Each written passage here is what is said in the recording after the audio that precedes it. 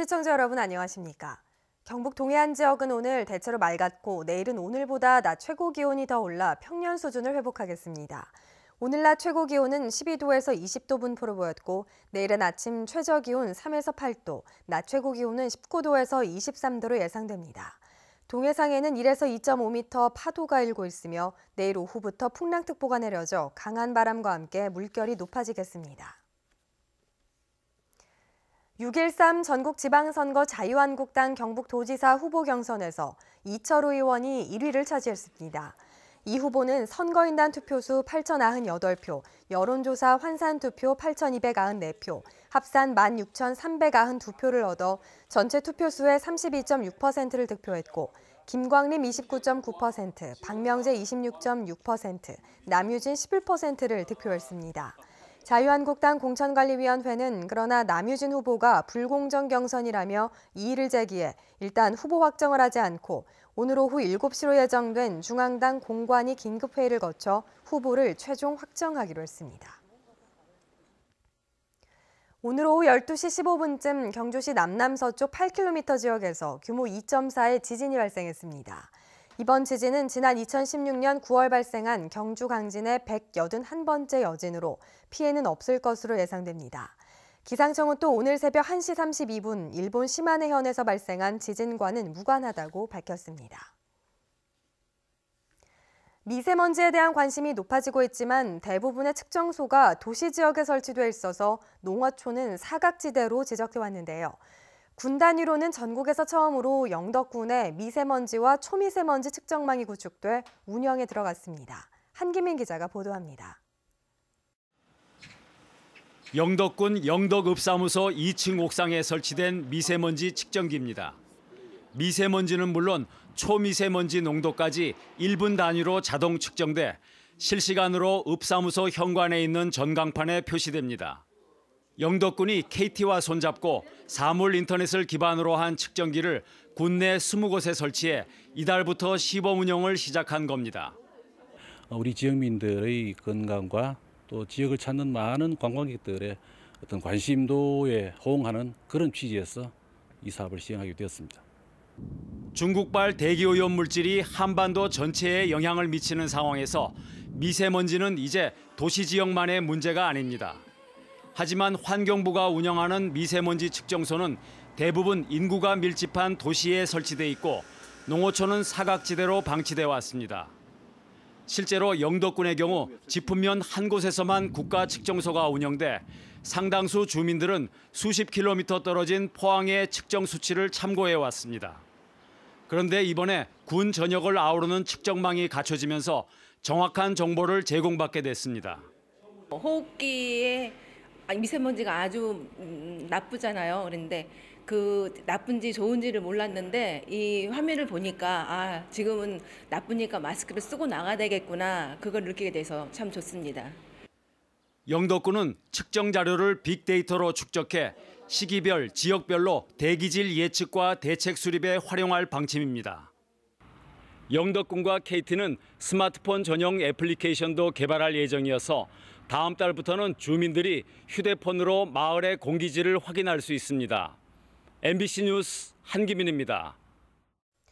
포항시는 오늘 포스코와 현대제철 등 공단 업체들로 포항 친환경 공단 추진협의회를 구성하고 미세먼지 저감 실천을 다짐했습니다.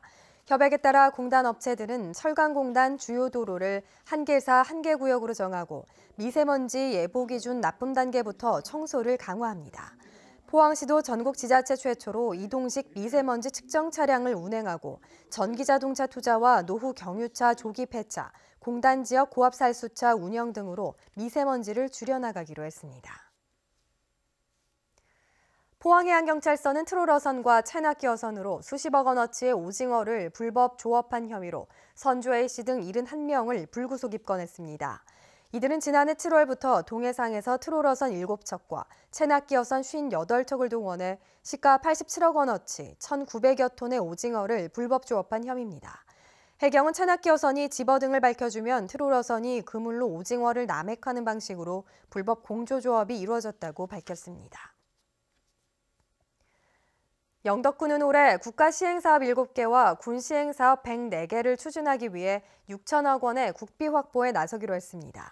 포항 영덕 간 고속도로 1,000억 원과 동해 중부선 3,500억 원, 강구항 개발 220억 원은 경북도 전략사업에 반영시켰고 강구대교와 안동 영덕 간 도로 개량 사업도 건의하기로 했습니다.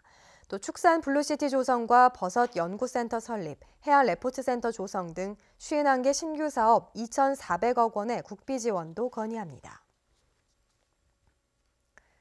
포항시는 올해 음식물 쓰레기 배출량을 10% 줄이기로 했습니다.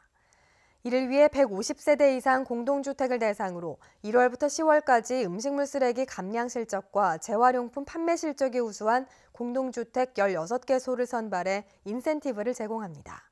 우수 사례 발굴과 함께 음식물 쓰레기를 많이 배출하는 집단 급식소와 대형 음식점에 대해서는 특별 관리를 통해 감량을 유도할 방침입니다. 경주시는 봄 관광철을 맞아 황룡사 역사문화관 운영 시간을 일부 조정했다고 밝혔습니다. 종전 운영 시간은 평일과 휴일 모두 오전 9시에서 오후 6시까지였으나 관광객 편의를 위해 오는 10월까지 휴일 운영 시간을 오후 8시까지로 2시간 연장했습니다. 지난 2016년 11월 문을 연 황룡사 역사문화관은 9층 목탑 모형 전시실과 3D 입체 영상관, 전망대 등을 갖추고 있는데 지난해 4만 4천여 명이 찾았습니다. 오늘 오전 11시쯤 경부고속도로 서울 방향 건천 언양 구간에서 25톤 화물차가 1톤 화물차를 들이받으면서 7중 추돌 사고가 났습니다. 이 사고로 6명이 중경상을 입고 해당 구간이 1시간 이상 정체됐는데 경찰은 25톤 화물차 운전자의 부주의로 추정하고 사고 원인을 조사 중입니다. 포항 테크노파크는 올해 7억 5천만 원을 들여 지역 중소, 중견기업의 연구개발, R&D 기술개발 사업을 지원합니다. 지원 분야는 경북의 전략산업 중 모바일과 자동차 융합, 서비스 관련 업체의 국내외 R&D 기술 개발 분야이며 지원 금액은 과제별 1억 원 이하, 지원 기간은 최대 2년간입니다. 포항 테크노파크는 사업 설명회와 공모를 거쳐 오는 6월부터 지원 사업을 실시하며 수행 결과를 평가해 내년 사업 지원 여부를 결정합니다. 포항에서 실종된 해병대 장교가 19일 만에 숨진 채로 발견됐습니다. 해병 1사단에 따르면 어제 오전 포항시 남구 동해면 이밤리 해안에서 해병대 군수단 소속 40살 A소령의 시신이 파도에 떠밀려온 것을 발견했습니다. A소령은 지난달 21일 오후 동해면 이밤리 바닷가에서 실종됐으며 당시 A소령이 타고 가던 승용차는 인근 주차장에서 4m 아래로 추락해 뒤집힌 채 발견됐고 차 안에서는 혈흔이 나왔습니다. 경주시는 왕룡사원 목조 아미타 열애좌상 복장 유물을 보물로 지정되도록 경상북도에 신청했습니다. 왕룡사원 목조좌상 복장 유물은 좌상의 조성연대를 알 수 있는 기록과 고려 말에서 조선 초에 제작된 경전 5점과 문건 30건이 포함돼 있어 당시 불교사를 연구하는 데 귀중한 자료로 평가됩니다. 경상북도는 도문화재위원회 심의를 거쳐 문화재청에 보물 지정 신청 여부를 결정할 예정입니다. 지금까지 포항에서 전해드렸습니다. 시청해주신 여러분 고맙습니다.